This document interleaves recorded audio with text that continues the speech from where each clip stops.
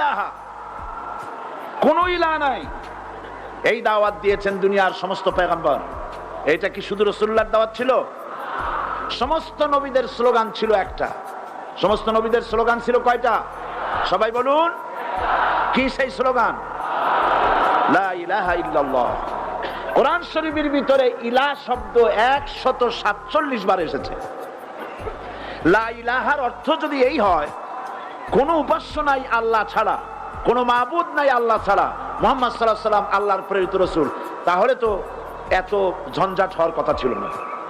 আপনারা বলেন, নবীরা যখনই এই দাওয়াত দিয়েছেন লা ইলাহা ইল্লাল্লাহ, তখন সংঘর্ষ হয়েছে কিনা? হয়েছে কিনা? বাধা আসছে কিনা? তাহলে এই কথাটা কি, যার কারণে এরকমের বাধা আসে? লা ইলাহা ইল্লাল্লাহ, এর চাইতে বিপ্লবাত্মক, এর চাইতে রিভলিউশন সৃষ্টিকারী কথা